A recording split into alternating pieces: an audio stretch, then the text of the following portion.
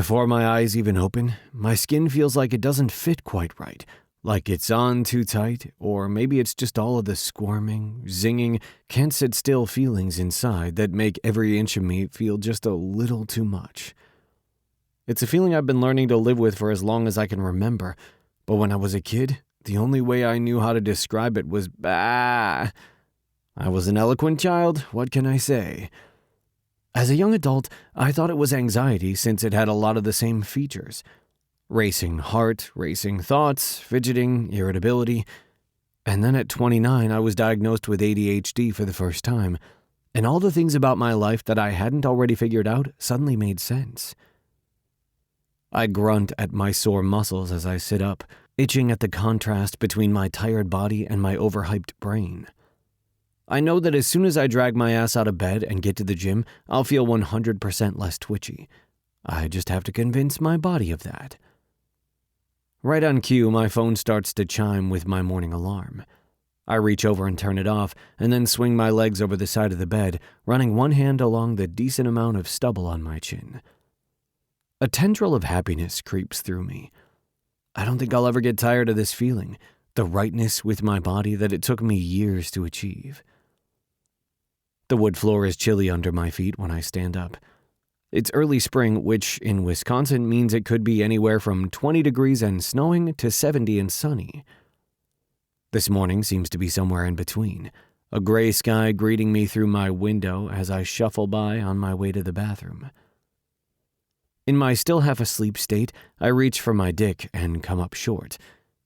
A missing dick might be a concern to most guys, but it turns out I left mine sitting on the bathroom sink when I went to bed last night. No big deal. I do my business and then grab my pecker off the sink, weighing it in my hand and trying to decide exactly how much big dick energy I need today. I don't care what any cis guy might tell you, they would love to have the chance to pick out their dick size each morning. Actually, no, they'd all be walking around with dicks down to their knees. That's a power that shouldn't be in their hands. I opt for my medium-sized packer, stuffing it into my gym bag so I can put it in after my workout. Some days I skip a packer altogether. It really just depends on my mood.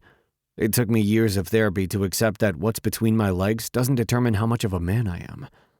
Unfortunately, the rest of the world hasn't quite caught up.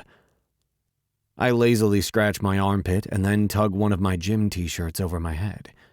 My phone buzzes again with another alarm, this one to remind me to send a text to West and remind him to get his ass to the gym this morning.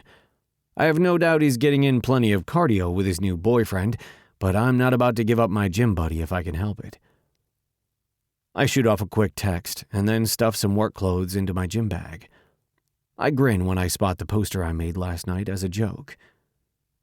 Good job, past self, leaving it on top of the dresser so I wouldn't forget it. It only takes me a second to roll it up and carefully put it into my bag, and then I'm out the door. The gym is just down the block from my apartment, so I don't bother with my car. Most days I meet up with West and then catch a ride with him to the Four Bears construction offices. On the days he flakes on gym time, I just jog back here to grab my car or run the few extra blocks to the office. It's a crisp morning, maybe a little chilly for the shorts I'm wearing, but once I get moving it won't be a problem. I sling my gym bag onto my back and break into a warm-up run. The nice thing about running is that it calms my body and lets my mind wander at the same time. The steady rhythm of my footfalls on the pavement drags my mind back to the bar last night.